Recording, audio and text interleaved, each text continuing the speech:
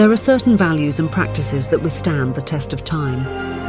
As Goethe wrote, "He who cannot draw on 3,000 years is living hand to mouth." Timeless leadership connects the stories and experiences of modern leaders with lessons of the past that we know to be beautiful, useful, or true. Through the swirling maelstrom of change and uncertainty that perpetually threaten progress, our North Stars are character, culture, communication, and other timeless principles. This is where leaders learn. This is timeless leadership.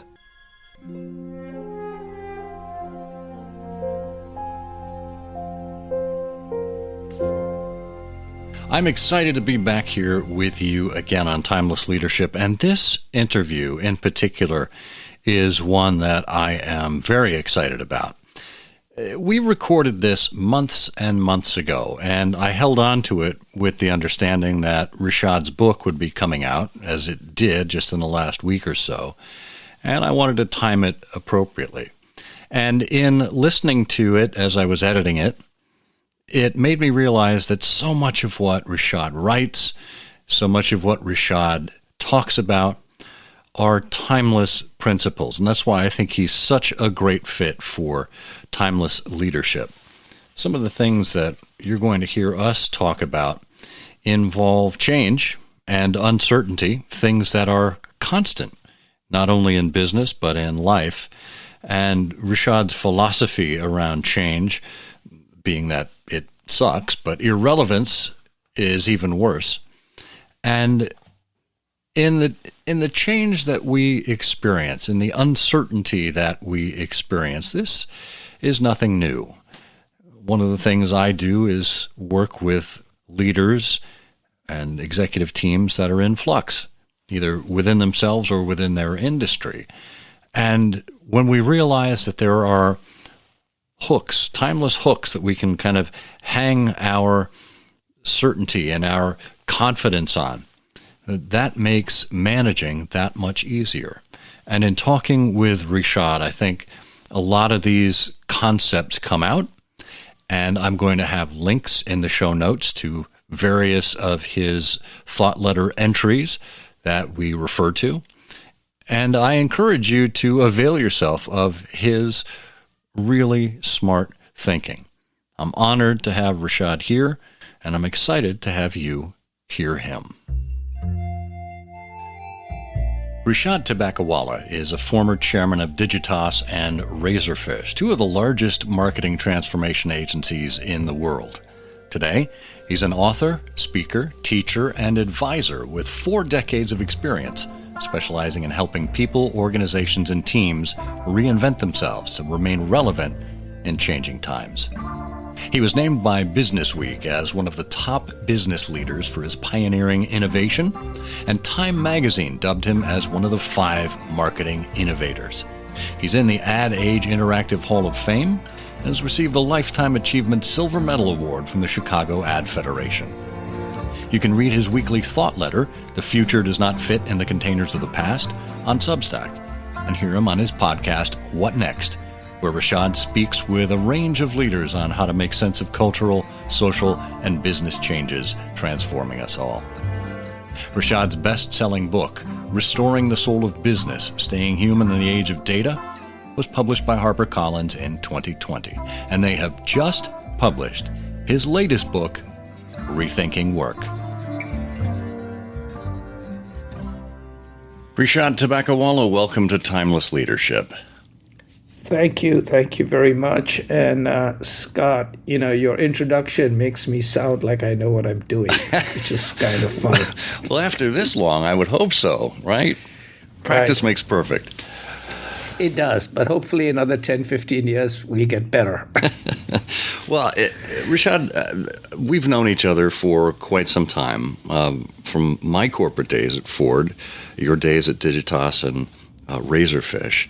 And I've always admired your thinking and your writing and just your generosity in sharing what you've learned along your journey. Where did you get that inspiration from to become the leader that you did? Well, for whatever leadership that I might have, I think I got it from a lot of different people. My parents, who were very extraordinary, I was also very fortunate to have amazing bosses and mentors in my 37-year publicist career that started with Leo Burnett and ended with the Publicist Group. And so I tended to see that the people who I found most inspiring and uplifting had this unique combination of high standards, a growth mindset, and this unique combination of generosity and kindness. And it wasn't either or. So it wasn't that they were just generous and kind and not had high standards, expectations, and continuous reinvention, but they had both. And so I tried to learn, how can you both be excellent in what you do, but then help a lot of other people excel in what they do. Oh, that's wonderful. And unfortunately, it seems like people tend to skew toward one or another of those. It can be a difficult balancing act to bring all of those together. And I think when we see someone who does, they really stand out. Well, thank you. And I would strongly encourage everybody to also look at themselves and see that they actually, when you help other people, you tend to help yourself in a couple of ways. One is by helping other people, you actually feel good. It's one of the few things that, when you do, you actually don't feel bad about it. But the other is, if you actually look at your career, much of it was driven by other people giving you breaks and chances. And so it also is somewhat, self reinforcing, which is by helping other people, you also help yourself. Yeah. And what's truly amazing to me is that when we see generosity like that, or when we feel that kind of generosity, we don't really do it for the self-serving purpose. That's just a side effect, and how wonderful that is. So I think that's spot on. So I'm interested in particular in, you mentioned in your bio there, your first book, Restoring the Soul of Business, Staying Human in the Age of Data, and then your upcoming book, Rethinking Work. You've got a lot of re's. You wrote Yes. a piece called The Art of The Great Reinvention. You've got Restoring the Soul, Rethinking Work. Well, why are we redoing everything and not just doing new things? Well, I believe because we are continuously, as human beings and people, being asked to or deal with change. Now, change has been continuous, so it's not like this is the only time things have changed. We have had change since, I think, humans came on this earth, or, we sort of evolved. But what happens is, what you do recognize is that usually people have a couple of choices. They either change or they become irrelevant. And in order to remain relevant, they have to go through some kind of transformation. Either adapt the way they work or think, find new skill sets, modify their expectations, or create new ones. And so change, to a certain extent, as I've always said, sucks because it's difficult, but irrelevance is even worse. And so over time, what I've learned is the reason why people struggle with change is because it requires them to rewire themselves. And rewiring yourselves is like going to the gym. It really hurts and pains initially. Yeah, and I think there was a piece that you wrote just about habits. When you either take on or lose a habit, it's doing something for about 60 days or so, or not doing something for 60 days or so. It takes about 60 to 90 days of doing something or stop doing something for it to become a habit. Yeah. And that is really hard, because after 4 or 5 days, you have the craving to go back to that habit or to do or to stop doing something. And so it's just like doing it again and again. And I have this joke that I tell my kids when they were growing up. I said, let me show you how hard it is to drop a habit. I said, in India, we all have a habit of drinking tea. Mm-hmm. If you drop the H, you still have a bit. And if you drop the A, you still have bit. And if you drop the B, you still have it. And if you drop the I, you still have tea. That's great. I like that. Oh, so this idea of changing and trying new things, somehow with so many leaders, that seems to get caught up in what's the latest trend, what's the shiny object that I'm chasing after, and that seems to become the focus rather than the bigger picture. So in your experience, as you've coached your own teams, as you've worked with large clients all around the world, how do you help them focus on what really matters versus getting distracted by what's in front of them?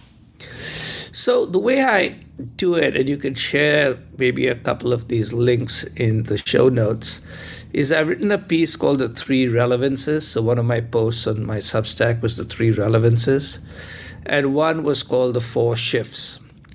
And so I remind people about the three relevances and the four shifts, which are very simple. The three relevances are, over decades, I've come to realize that every one of us has three questions. And I'm basically speaking about people who have organizational, or career or businesses that they run, including a small business.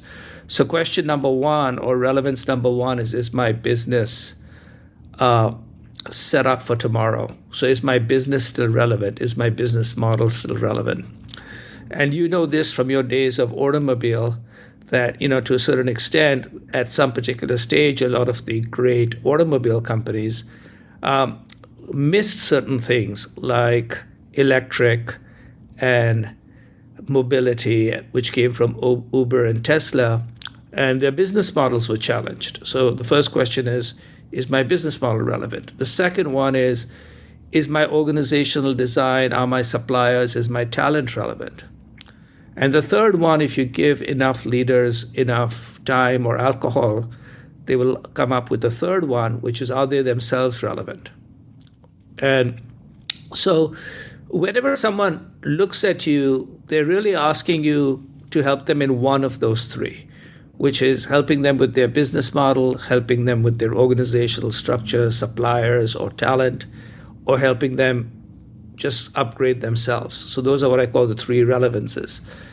And often the answer to the three relevances is, look, it's very hard to tell the future, but some of the trends of the future are very clear.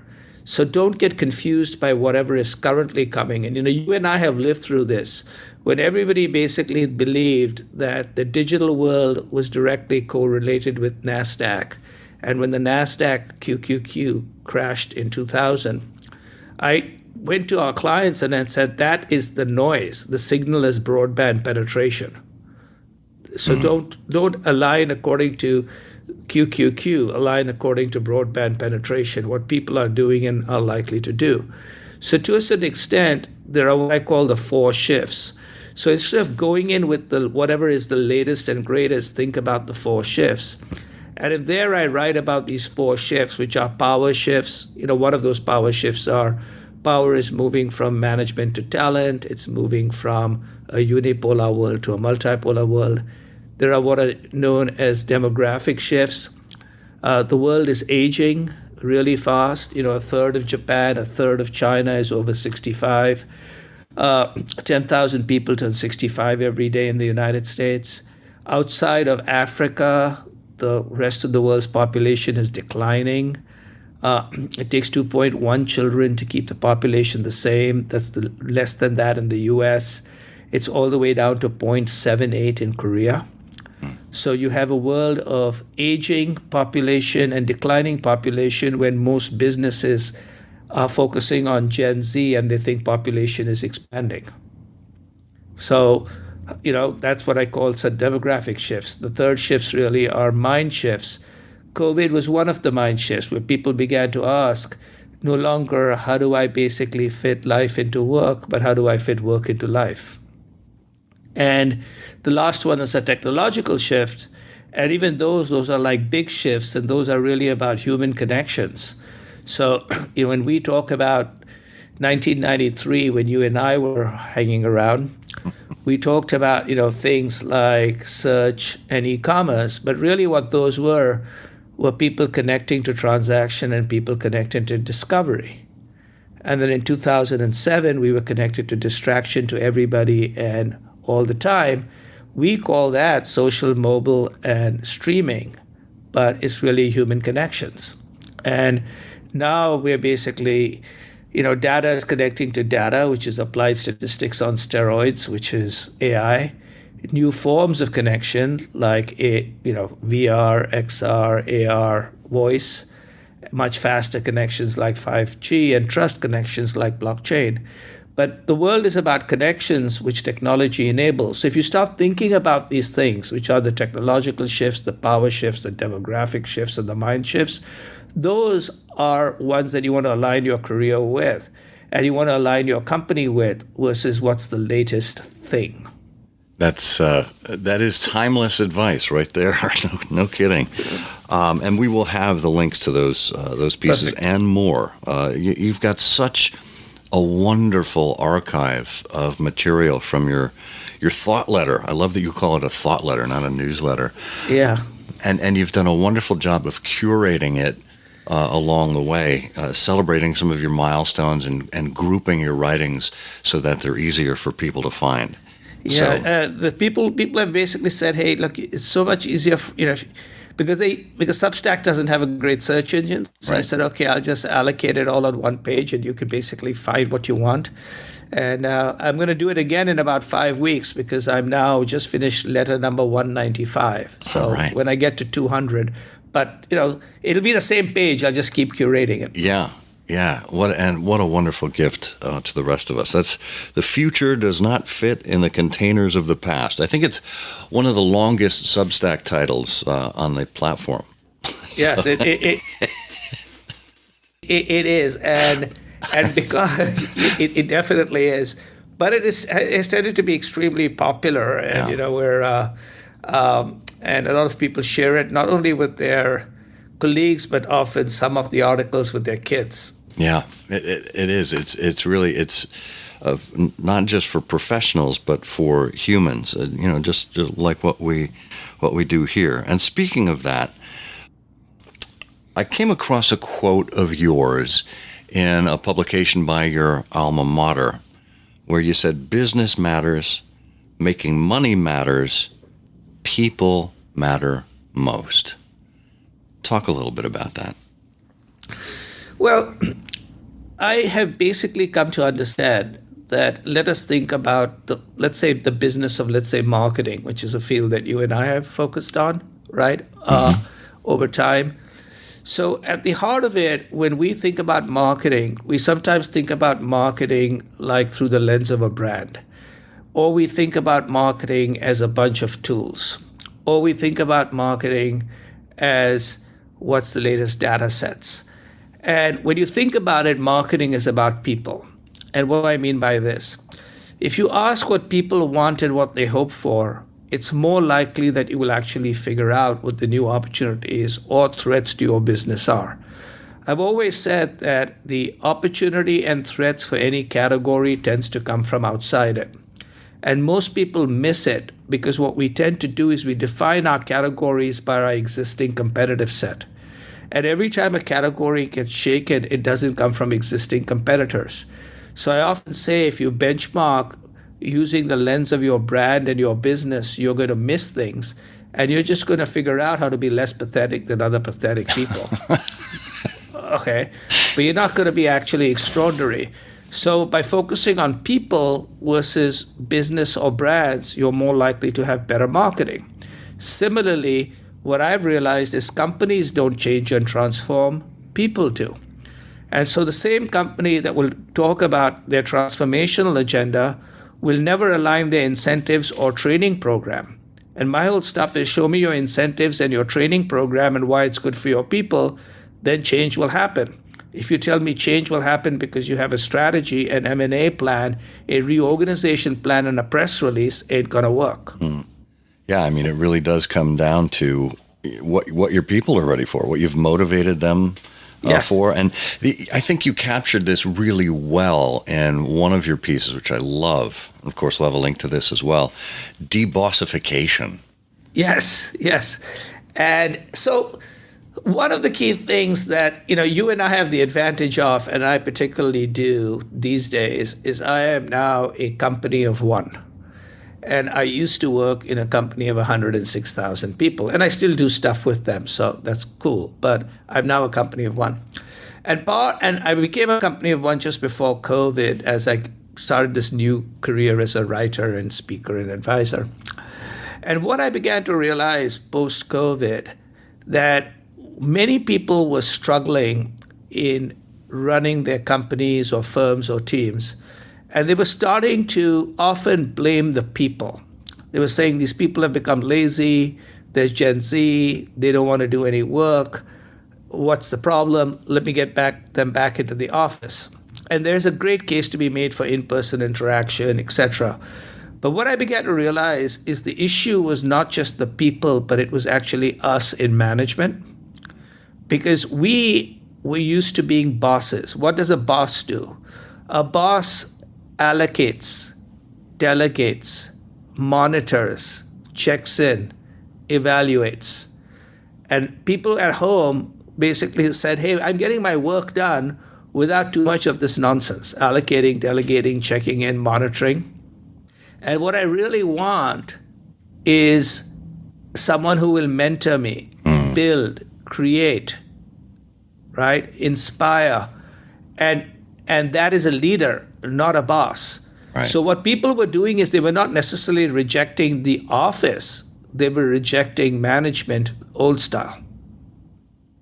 Yeah, that old process-driven stuff rather than the human-driven. And there's a piece you wrote on leadership where, I go through the 6 skills or behaviors that you have listed for leaders: embrace reality, engender followership, strive for excellence, build people, have a growth mindset, and be an inspirational storyteller.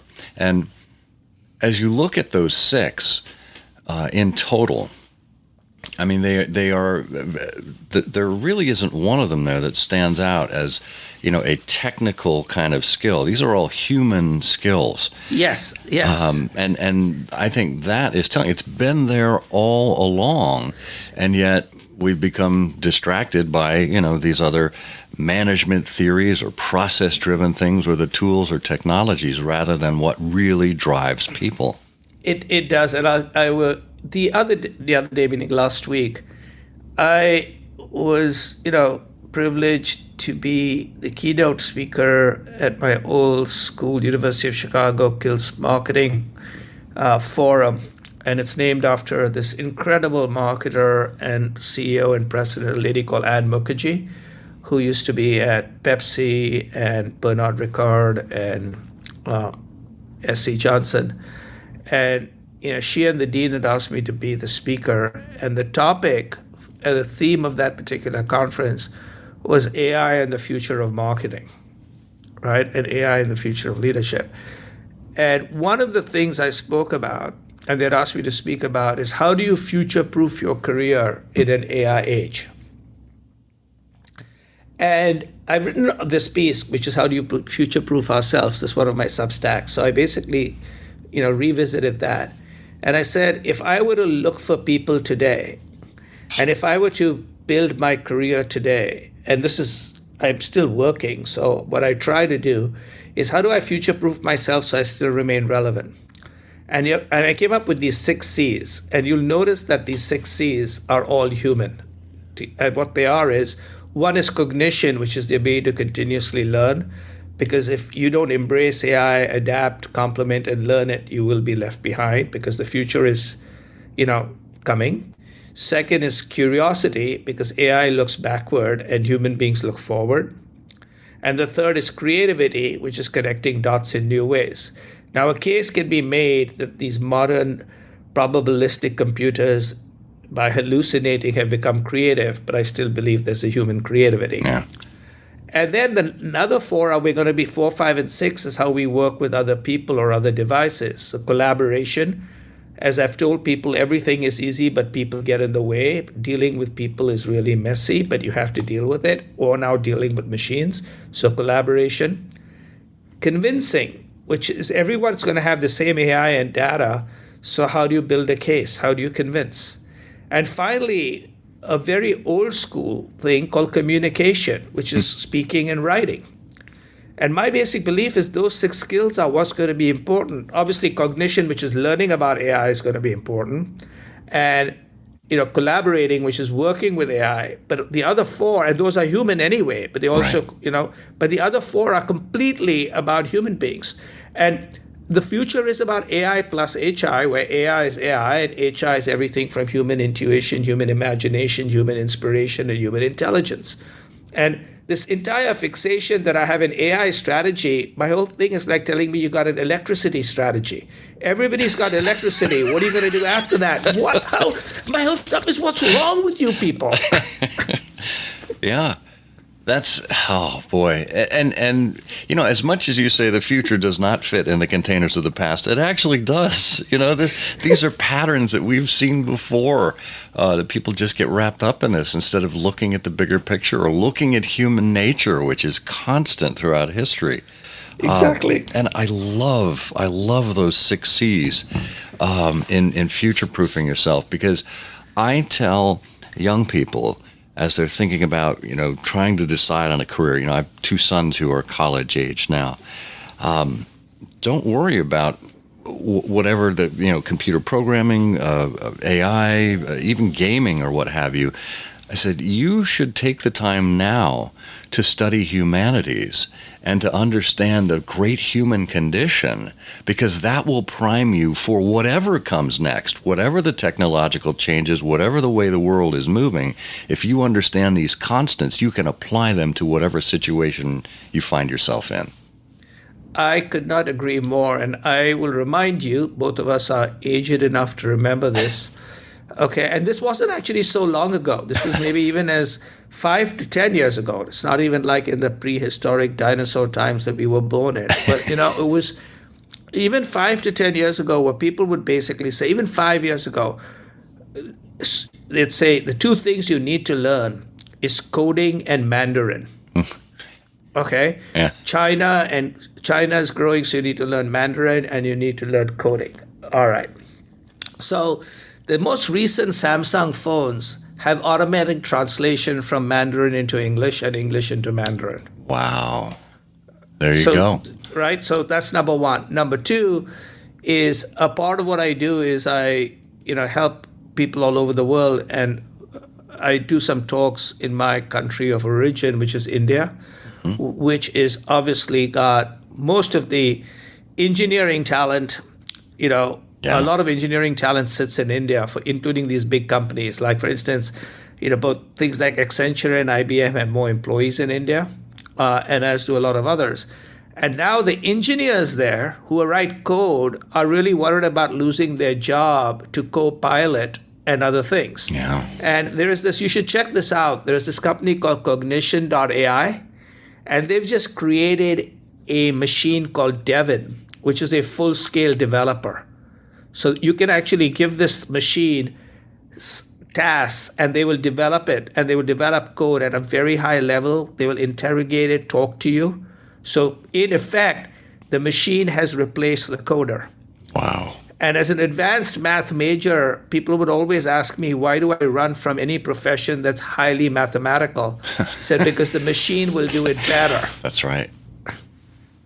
Yeah, I mean, it's really easy to find whatever knowledge you're looking for online, whether it's a process or a piece of information. I mean, that's getting faster and faster as the compute power continues to improve.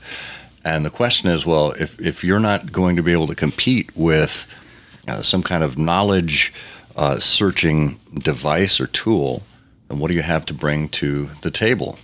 And it's wisdom, it's empathy, it's compassion, it's curiosity, it's creativity, collaboration, as you said, the ability to convince other people. These are innately human traits. Exactly. Wow. So, boy, as we are rethinking work, this is your book that is due out in January of 2025. What are the high-level topics that you're seeing people concerned about with regard to the future of work? So the way the book is laid out is very much like my first book, which continues to do very well. It's this third reprint, which is, it's 12 books in one. Was my first book. You could read any chapter in any order, and you'd have a book there. So I was trying to do the same thing, which is how do you write a book that doesn't get dated and which people can find stuff in. So the way it's set up is I first identify 5 reasons why work has been changing. And only one of those 5 happened to do with COVID. Okay, and the COVID thing isn't like, the big thing impact on COVID is not like coming back to the office or not coming back to the office. That happens to be one of them. But the really big one is this whole idea of where does work fit in my life? But the other 4 are technological change like AI, the rise of marketplaces where you can pretty much, whether it's Etsy, Spotify, Amazon, etc. The third is the side hustle, the side gig. Like next year, the number of freelancers in the US will be greater than full-time employees. And then the demographic shifts that I mentioned, declining populations, aging populations. Gen Z, for instance, 76% of Gen Z want to work for themselves. 66% of people who have full-time jobs who are Gen Z also have a side hustle or side gig. And so when I go to boards, I said, you're asking people to do things that no longer fit their lives.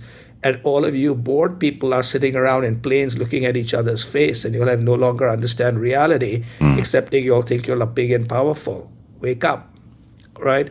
So there are these big 5 shifts that are happening in work. But then the rest of them are how do we and what do we do? And so some of the things I'm introducing is the concept of what I call the fractionalized employee, which is, in the world of AI, I do believe that we are likely to be much more productive. And that doesn't mean we'll get paid less and all of us are going to be unemployed, but you could have increased productivity to such a point that companies will only require us to work 60 to 70% of our time. And the other 30% will either be doing side hustles, doing passions, things that we have, going back to school to upgrade our skills. But how do you run a company where people work 60, 80, or 100% of their time economically, and at the same time, how do you make sure that they have 100% of benefits like healthcare? And why that makes sense in a place, in a world of declining and aging population, you may want that. So things like that, how do you retrain management? Something that you and I care a lot about, which is how do each one of us remain constant students in a world of change? So it's like, what do you do as an employee? What do you do as a leader? How do you rethink financials? So I have an entire chapter of the financials of the future of work. And then what will the future ecosystem of companies look like? And I put forth the idea that the future ecosystem will be what I call whales and plankton. So whales will be these very large companies, the Googles and the Walmarts, etc. of the world, which will still be around and will continue to grow. But then there'll be plankton, which will be like you and me and a dog named Boo. Okay, and the planktons will feed off the whales, and the whales will feed off the plankton. And today the ability for what you and I are doing right now, which is we're recording a podcast in 2 different places. I will then be going on to a board meeting, an international global board meeting where the board is in Asia to a great extent. And then, you and I have thought letters or newsletters, and I basically write mine using Substack.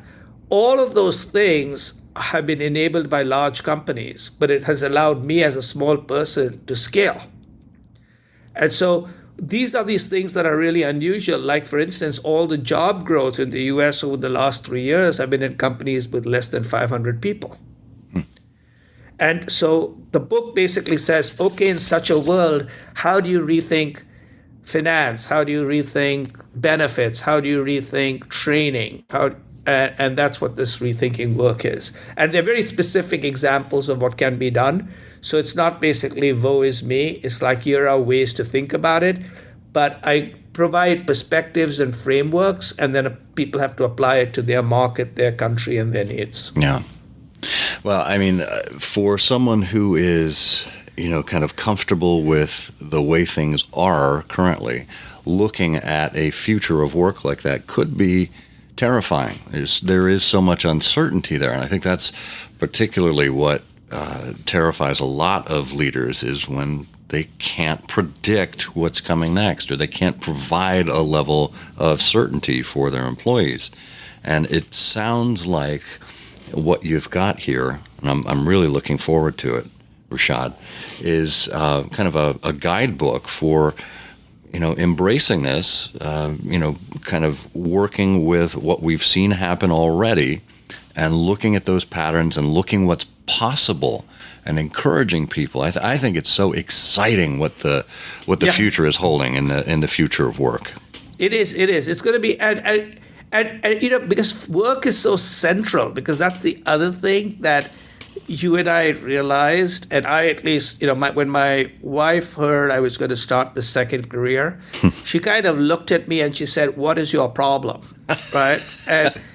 And I said, like, I have no problem, which is why I'm ready to do this. Okay. Yeah. So, but she asked a very good question, and this is the key thing that a lot of people, and I was just reading something about people who have been retiring, etc. And she says, "Are you telling me that you're just not going to do any work?" I said, "No, I'm not retiring. I'm just going to try something new." And so she asked me to think about it, and I read a lot of books on retirement. And what I discovered is the reason we work are for 5 reasons, and sometimes we fixate on one because it's so critical and important. And when we solve for it, we don't think about the other 4. So obviously, one of the big reasons we work is income. Mm-hmm. But sometimes what happens is, if we are fortunate or, change our expectations, we sometimes don't have to fixate just on income. And then we say, okay, we're fine. And then we suddenly realize that work actually gave us 4 other things besides income. It gave us an identity, which is, what do you do? When you go to a party, they say, what do you do? Right? Which is identity. The other is community.